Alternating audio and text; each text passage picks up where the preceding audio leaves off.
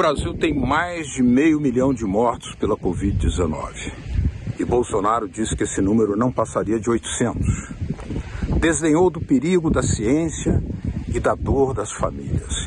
Insultou a China e sua vacina, dizendo que era coisa de comunista.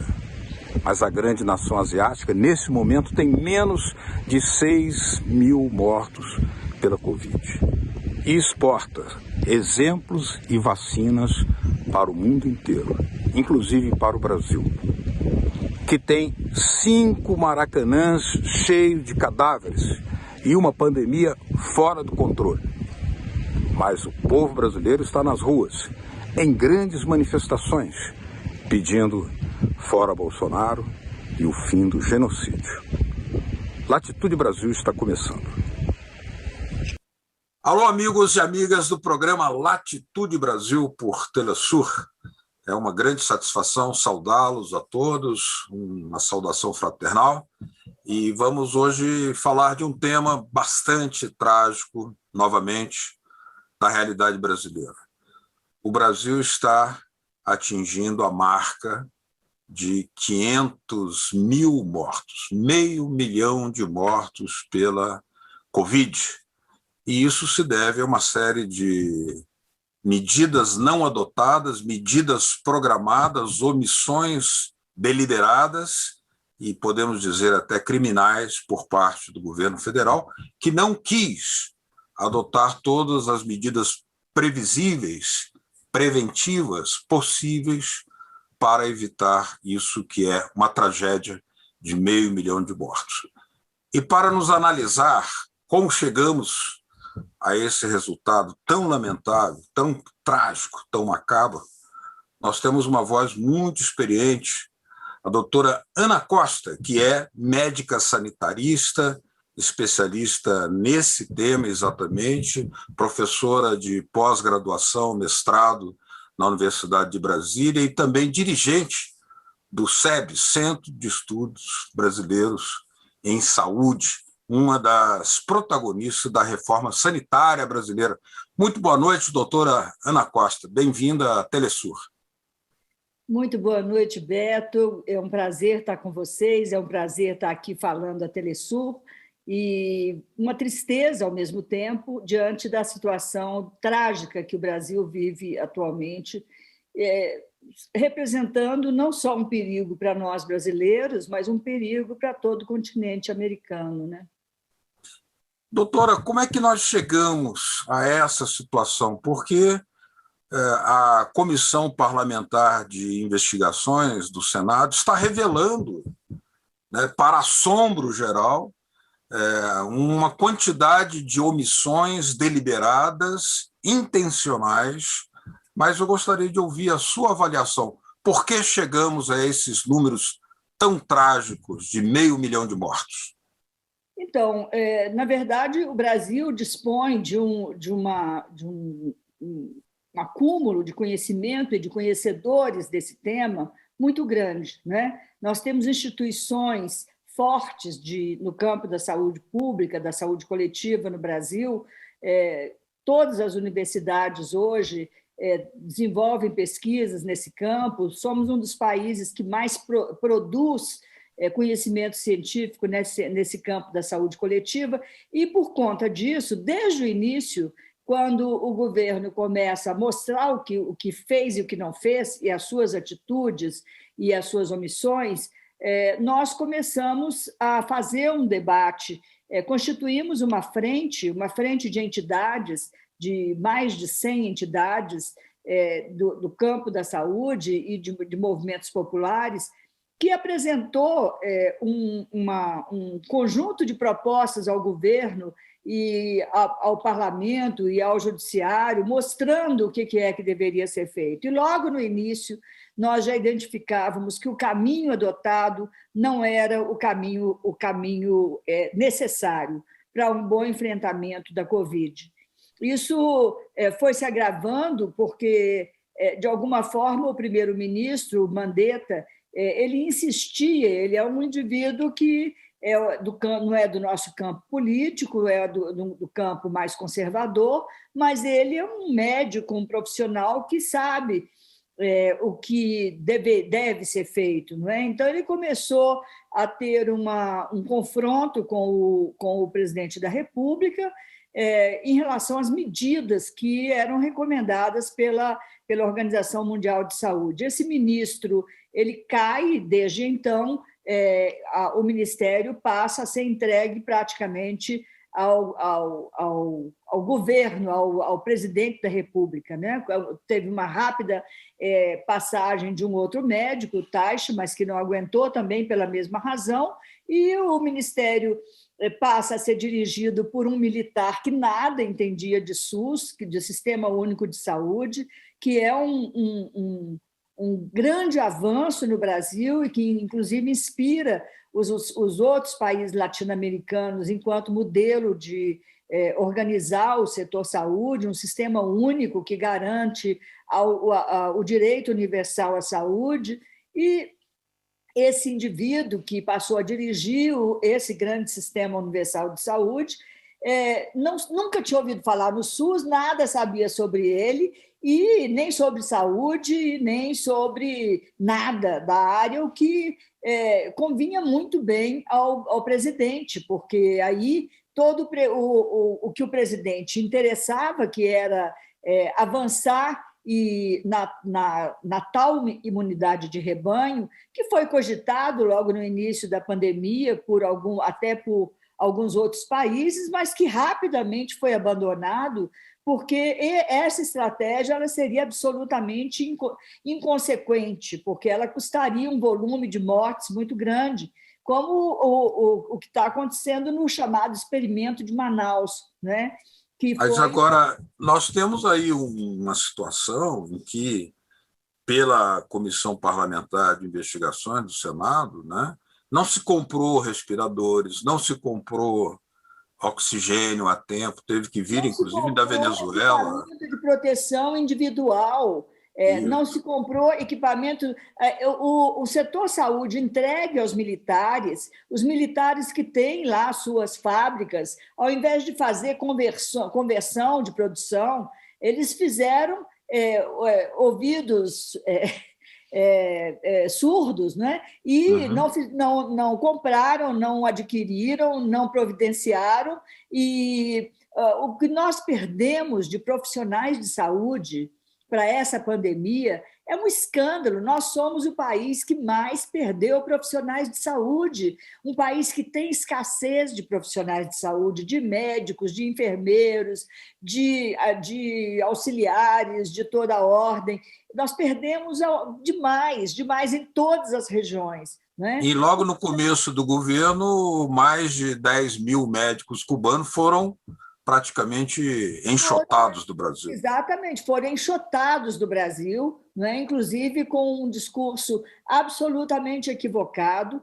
Aliás, a nossa categoria, os médicos, teve uma grande responsabilidade na eleição do Bolsonaro, não é? Porque foram corporativamente contrários, na sua maioria, ao programa Mais Médicos, à presença de profissionais médicos estrangeiros no Brasil e que vieram para ocupar não o lugar deles, mas o vazio que eles nunca ocuparam, que são os territórios longínquos, né, onde a população nunca tinha tido a chance de ter profissionais de saúde.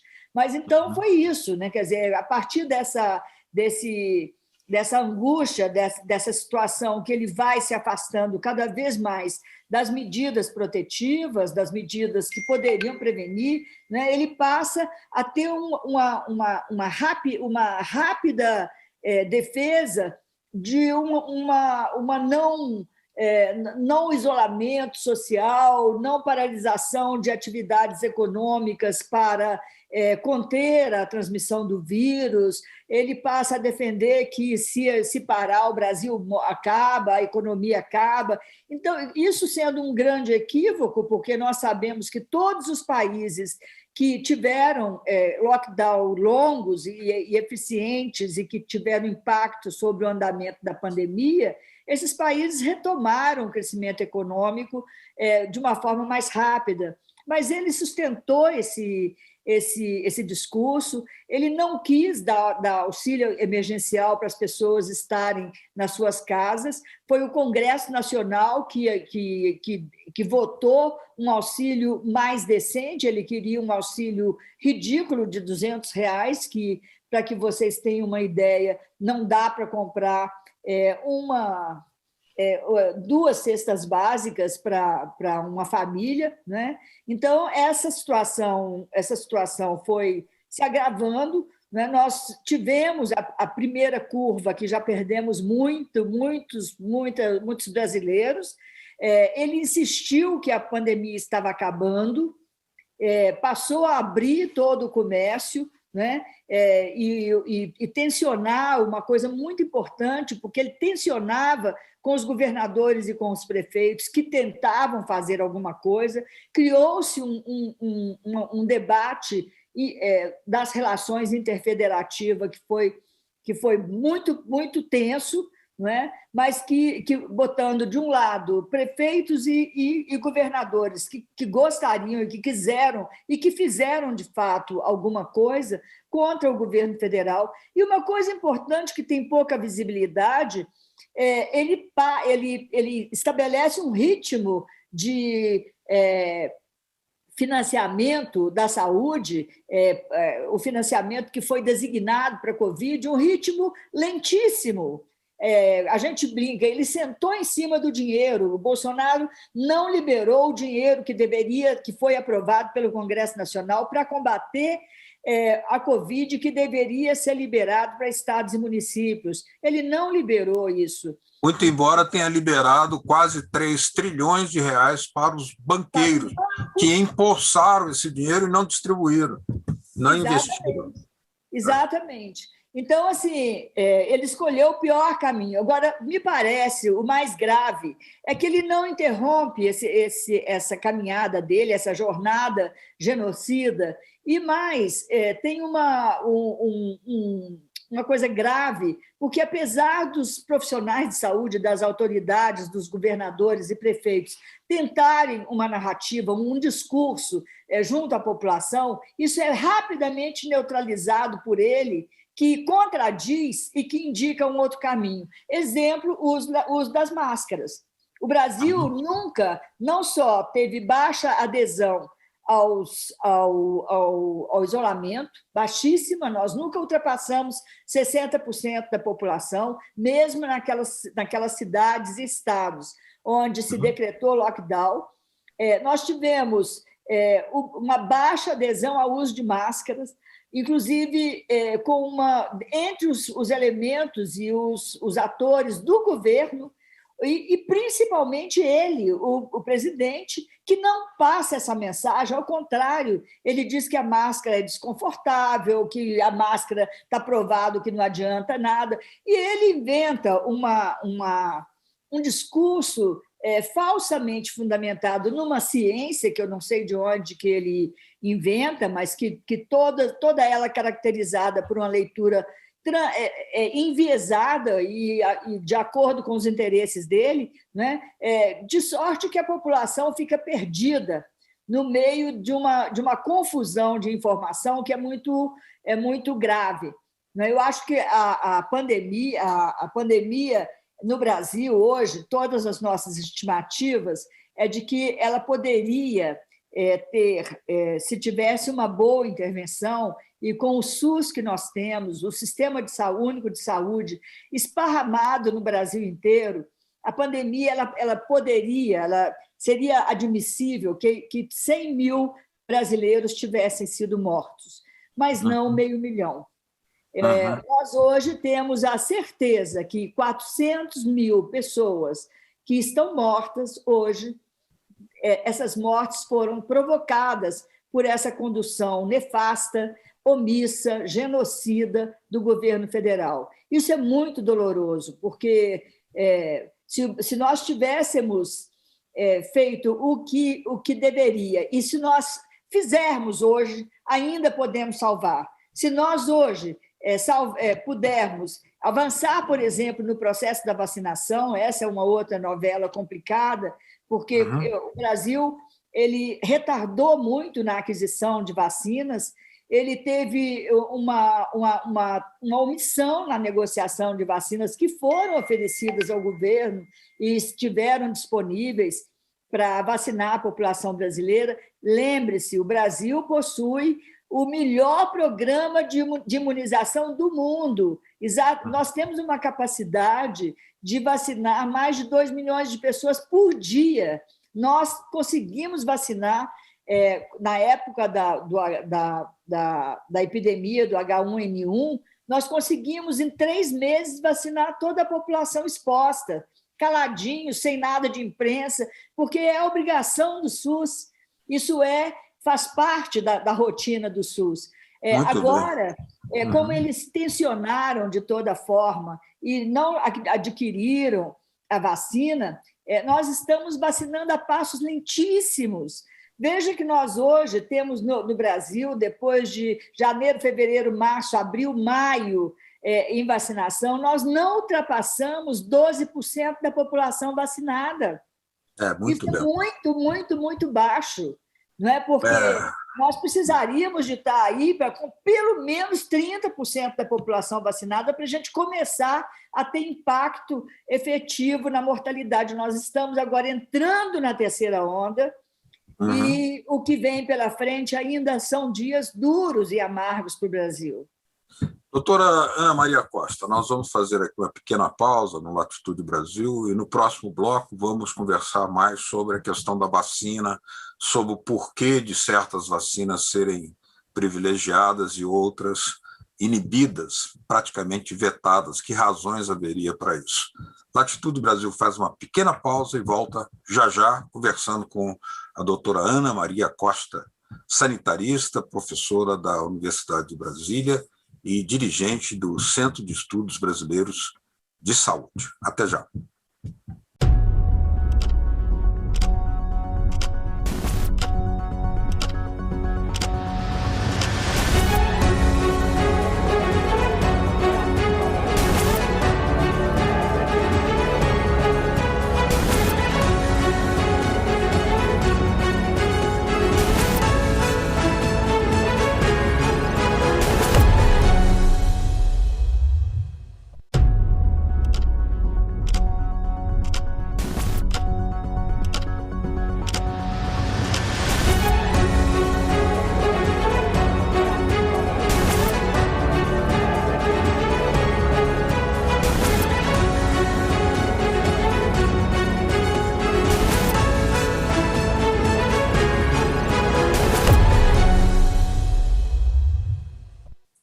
Latitude Brasil está de volta. Tragédia brasileira, 500 mil de mortos pela Covid. Uma tragédia, e pode-se dizer, em boa medida, programada pelos atos e pelas omissões do governo, que não comprou vacina a tempo, não adotou a medida preventiva.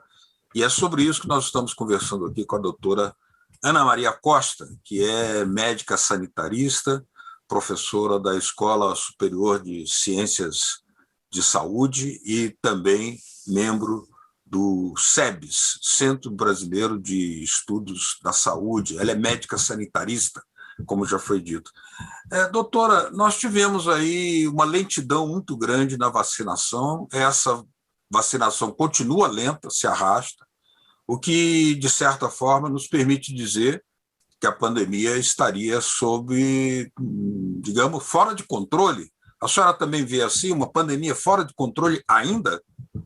Estamos com a pandemia fora de controle. Essa pandemia ela estaria controlada se nós estivéssemos baixando a taxa de transmissão. Nós, ao contrário, uma semana ela consegue abaixar alguns décimos, na semana seguinte sobe vertiginosamente. Enquanto nós não tivermos uma seriedade que a população, de alguma forma, é a única que vem se mobilizando e não mobiliza o suficiente, uma seriedade no isolamento social, com essa baixa, com essa lentidão na vacina, nós ainda vamos penar muito e perderemos muitos e muitos ainda para a Covid. O cenário, eu não sei se você se lembra, lá no início, e o Imperial College segue construindo cenários, é que esse número, até a gente conseguir uma imunidade coletiva, que se consegue através da vacina, que esse número ainda vai se apresentar pelo menos até 700, 800 mil mortos. É muito triste isso. Nós podemos ainda evitar, se houver uma seriedade na condução, se o Ministério da Saúde assumir uma condução de apoiar os estados e o governo federal dar incentivos financeiros para que isso aconteça, e um isolamento, um apoio para que se faça isolamento social, distanciamento em áreas que são... Porque hoje nós conhecemos a pandemia, a gente consegue territorializar os territórios que têm mais risco, menos risco, que estão se comportando de uma forma ou de outra. Isso tudo o SUS sabe fazer e faz. Então, é possível você estacionar, por exemplo, interromper a movimentação e a intensificação de distanciamento e isolamento em um bairro, em 2, 3 bairros, numa cidade, outra cidade. Nós estamos tendo hoje um movimento muito grande do interior para as capitais. E é muito grave essa situação, Beto, porque no interior a infraestrutura de atendimento é mais frágil, é muito mais frágil. Quem adoece no interior, a chance de morrer é muito maior, porque não tem chance de ter um atendimento hospitalar, e quando tem, já é tardiamente. Nós estamos tendo caos, o mesmo caos que nós tivemos em Manaus em relação à infraestrutura do tratamento com oxigênio terapia, nós estamos tendo em outros estados também. Acabamos de ter agora as notícias de Mato Grosso do Sul, tem caos no interior de vários e vários estados. Às vezes até em São Paulo, que é a maior cidade da região. Em Minas Gerais, exatamente. Então, assim, essa pandemia ela desafia demais todo mundo. Nós temos experiências muito positivas, que se fizer isso, dá certo, o caso de Araraquara. Exatamente. Tivemos um isolamento social por um tempo, que foi necessário, baixamos a taxa de transmissão, baixou a mortalidade, voltou agora, por quê? Porque os municípios vizinhos, a população se mobiliza, anda. Então, o vírus anda com a população. E, com isso, voltou agora uma taxa de transmissão maior, mas não como foi anteriormente, mas o suficiente para alertar e impor medidas e decisões ao governo de Araraquara, que certamente vão resultar num novo lockdown. Mas eu acho que a ideia é essa, não tem outro remédio que não seja esse. Não temos vacina ainda. Por que é que o ritmo da vacina não andou? Porque não tem insumo, não tem vacina.